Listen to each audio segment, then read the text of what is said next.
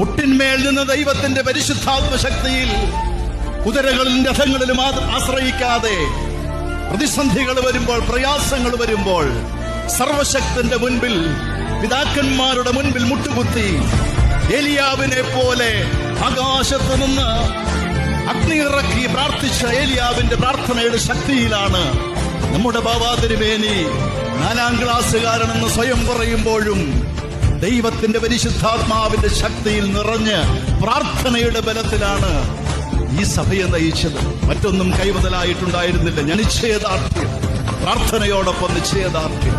95 വിധി വന്നു. കൂടെ നിന്ന് പലരും അങ്ങോട്ടും ഇങ്ങോട്ടൊക്കെ ആടി. വലിയ പ്രതിസന്ധി.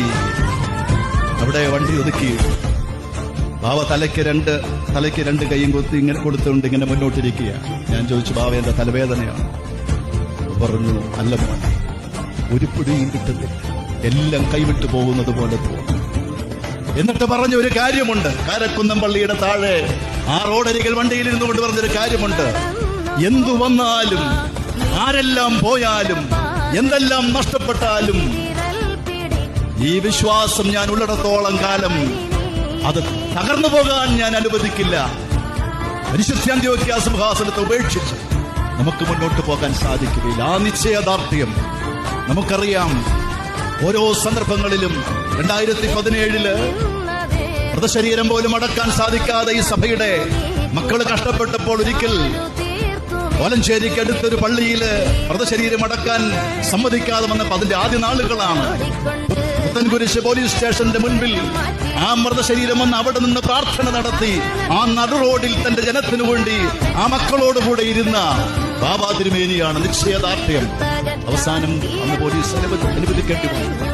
ഞാനിതൊക്കെ പറയുന്നത് പ്രാർത്ഥനയുടെ നിറവിൽ, നിശ്ചയദാർഢ്യത്തിന്റെ മുന്നിൽ ഈ പരിശുദ്ധ സഭയെ നയിച്ച നമ്മുടെ ബാബാ തിരുമേനി, അദ്ദേഹം, പൊതുസമൂഹം അദ്ദേഹത്തെ കുറിച്ച് ഒത്തിരി കാര്യങ്ങൾ പറയുമ്പോൾ ബാബ എപ്പോഴും പറയുന്നു, എനിക്ക് 4ാം ക്ലാസ് വിദ്യാഭ്യാസവും ഞാനൊന്നും പഠിച്ചിട്ടില്ല, പക്ഷേ ദൈവത്തിന്റെ വിദ്യാഭ്യാസവും വിദ്യാഭ്യാസമുള്ളവരെല്ലാവരും വിവേകവും വിവരവും ഉണ്ടാവണം നിർബന്ധവുമില്ല.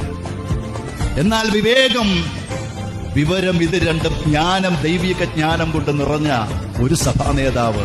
ഒരിക്കലും ജർമ്മനിയിൽ വെച്ച് അഭിമന്യ തീമോത്തിയോസ് തിരുമേനിക്കറിയാം, റേഗൻസ്ബർഗ് എന്ന് പറയുന്ന ആ സ്ഥലത്ത് അവിടെ ഒരു സിമ്പോസിയം നടക്കുകയാണ്. അന്ന് അവിടെ ബാവ വന്നിട്ടുണ്ട്. വലിയ ദൈവശാസ്ത്രജ്ഞന്മാരാണ്. 2-3 ദിവസത്തെ കോൺഫറൻസ് ആണ്. അപ്പൊ ഒരു സെഷനിലേക്ക് ബാവായോടുണ്ടെന്ന് പറഞ്ഞു ബാവായോടും കൂടെ വരാൻ പറഞ്ഞു. ബാവ പറഞ്ഞു, എന്റെ മക്കളെ, എനിക്ക് ഈ ലാംഗ്വേജ് ഒന്നും എനിക്കറിയില്ല. അപ്പൊ ഞാൻ പറഞ്ഞു, ബാവ പറഞ്ഞു, ഞാൻ തർജ്ജമ ചെയ്തോളാം.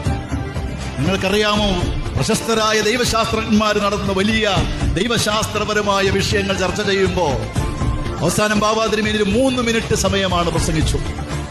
അത് കഴിഞ്ഞപ്പോൾ അവിടുത്തെ ബിഷപ്പ് പറഞ്ഞ, റേഗൻസ്ബർഗിലെ ബിഷപ്പ് പറഞ്ഞൊരു പരാമർശമുണ്ട്.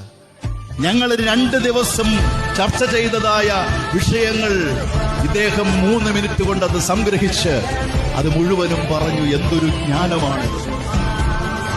ഞാൻ പറഞ്ഞത് ദൈവിക മനുഷ്യന്റെ ജ്ഞാനമല്ല, ദൈവിക ജ്ഞാനം കൊണ്ട് നിറഞ്ഞു നിന്ന നമ്മുടെ ശ്രേഷ്ഠ ബാബാ തിരുമേനി.